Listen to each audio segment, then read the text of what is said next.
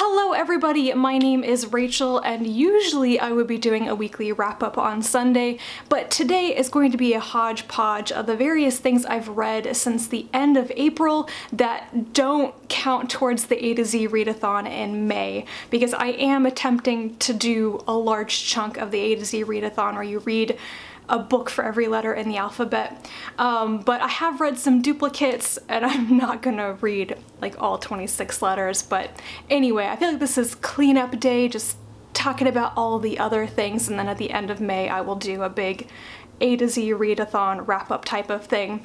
So let's get into it. Invisible Cities by Italo Calvino. I hauled this book recently, and I mentioned that I got it because I'm trying to read more translated fiction this year, which I think is going very well. I have heard magnificent things about Italo Calvino's fiction. I have read some of his Cosmic comics maybe a decade ago in university, and I liked them, but I think I would love them now. I just don't have the complete Cosmic comics yet. But I grabbed Invisible Cities just because I wanted to read it, and it was good and interesting, but I think I missed the point of it.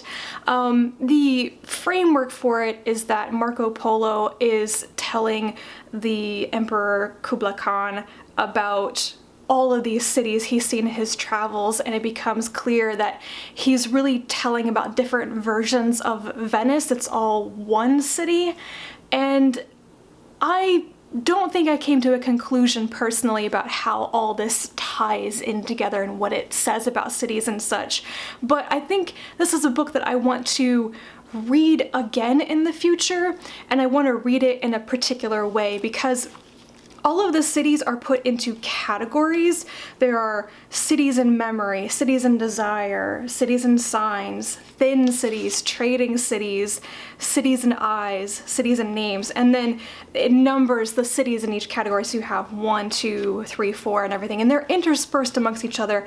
And I would like to go and read the book, read all of the cities in one category straight through to see what the similarities are between them, and then do that for each of the categories rather than just jumping kind of randomly between them as the book is laid out. I don't know if that would change the reading experience, but I was kind of confusing myself by trying to do that like halfway through the book. I wanted to figure out why they were called these types of cities and the different facets of them and everything. So I think it's a very interesting book, and one that is very worthwhile to reread multiple times, but it didn't like speak to me in any really deep way.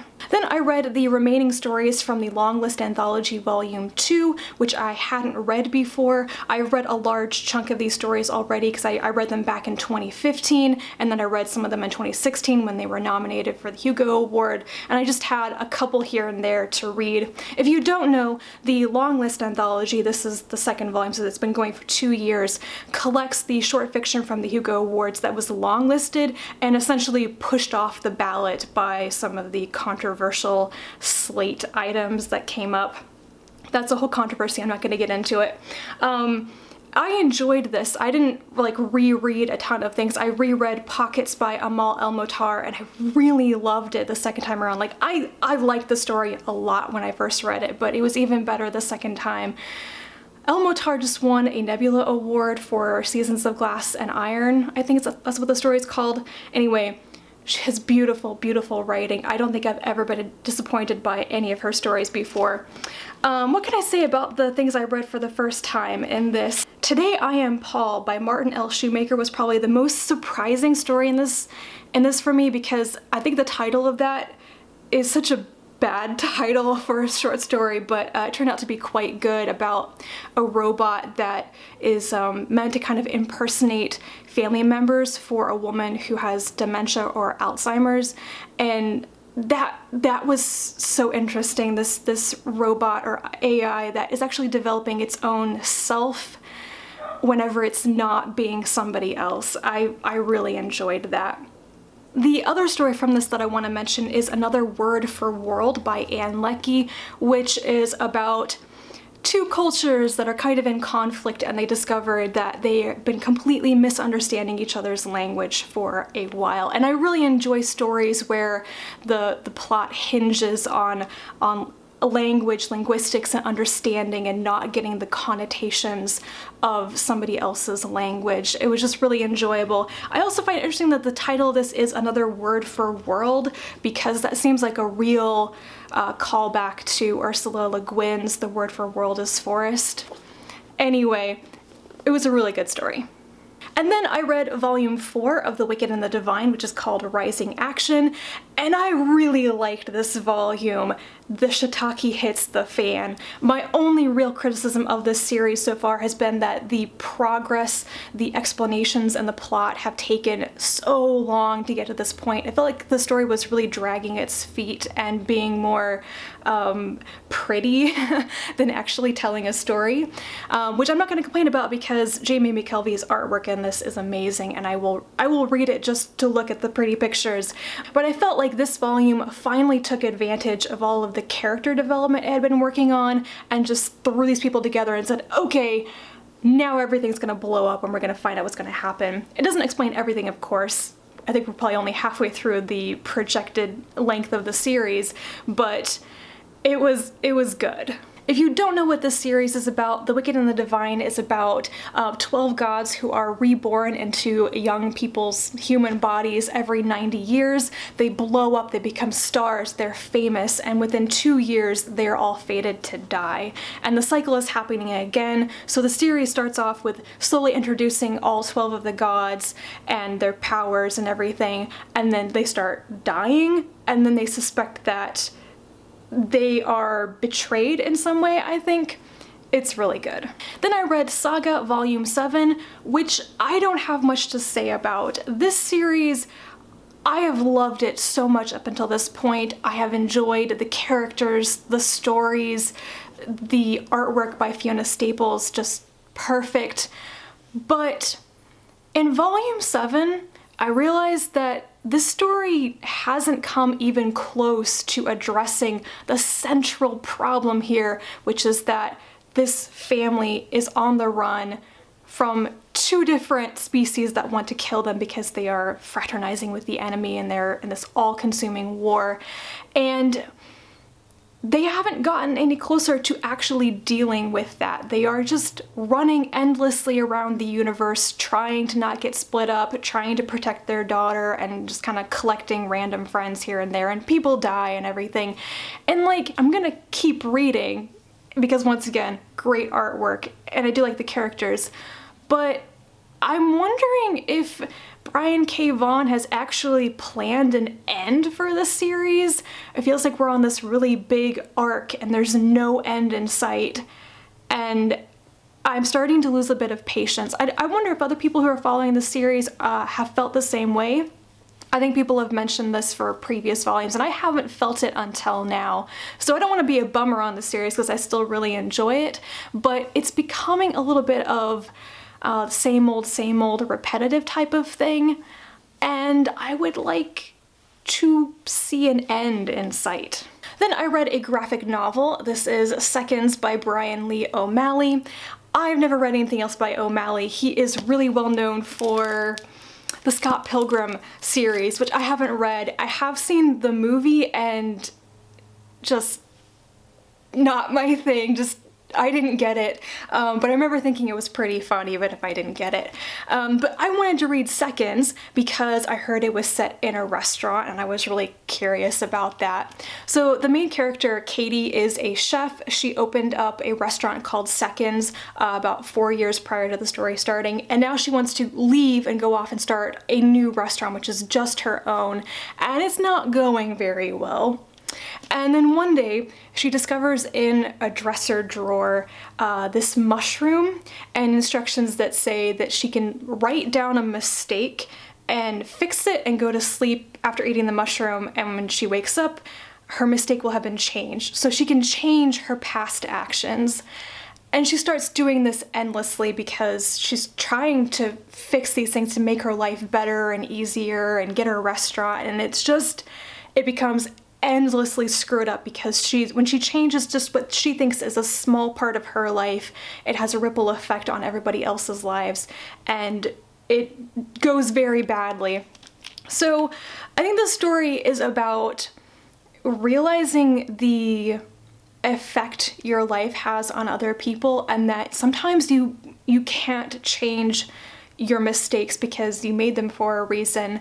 And yeah, I was really upset with Katie throughout most of this book because I thought she was incredibly impulsive and shallow and wasn't thinking any of this through. It was like, this is too good to be true, but you're not paying attention to the warning signs. And even when things get into a terrible position, she keeps doing it. Like, she's like, I got myself into this dangerous place where I'm so unhappy by doing this and eating these freaking mushrooms, but I'm gonna keep eating the mushrooms and keep changing things because if I keep doing this, it'll get better. No, it's not gonna get better.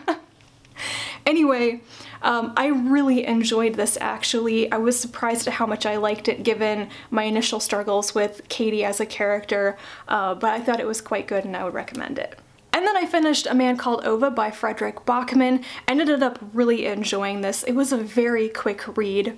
This is about an older man who is kind of forcibly retired after his wife dies. He is home alone, very lonely, depressed. He wants to commit suicide, and he is incredibly grumpy and is taking it out on his neighbors. He goes around and tries to enforce all the neighborhood association rules, and he doesn't flex at all on his principles. He's a very principled man. And then one day, a new family moves into the neighborhood, and the mother of the family, Parvane, and her daughters and her husband kind of draw him out of his shell and try to get him to do things. I really enjoyed their interactions. Parvane was a force of nature herself, coming up against this grumpy old guy. And the story is really about how, I guess, the people in the neighborhood come together and Ova helps them and they help him. I even liked the ending. I think the only thing I want to criticize this book for is that it's a little bit too sweet and schmaltzy at the end. You can tell just everything is going to end up okay at the end. And I don't begrudge the book that type of ending because it's a good one. It's a feel-good type of story. It's very bittersweet at the end. And I liked it and I cried. It was a little bit cathartic. But I think that might be something that people don't like as much if you are sensitive to the really, really sweet type of ending.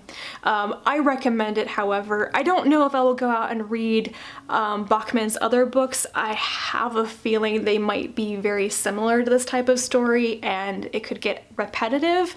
It's not totally my type of story, but I did enjoy this one dip into it. And the last thing I want to talk about is Born a Crime by Trevor Noah. This is his memoir or autobiography where he's telling stories about growing up in South Africa. He was born during apartheid and his formative years were spent in the post-apartheid chaos, the crazy time. What I enjoyed most about this, listening to him narrate it on the audiobook, which is what I totally recommend doing, is when he talks about his mother. There are so many stories about his mother raising him and the dangers and difficulties that were present in his early childhood because he was truly born a crime. It was illegal for a white person and a black person to have a sexual relationship and to have a child, and his mother is black and his father is white.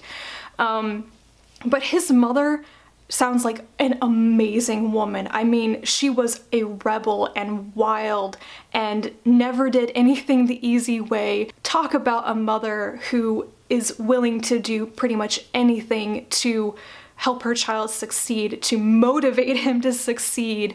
That was great. So Trevor Noah is the current host of The Daily Show, which is where a lot of, Americans know him from, and that's where I learned about him first, but I've been hearing amazing things about this book, and so I really wanted to listen to it, and it was so well worth reading. The other thing I really liked listening to this for was he talks about what it's like to grow up in South Africa, you know, with apartheid, after apartheid, growing up in the townships, the slums, the ghettos, and, you know, the crime and the violence and just how everyday that was.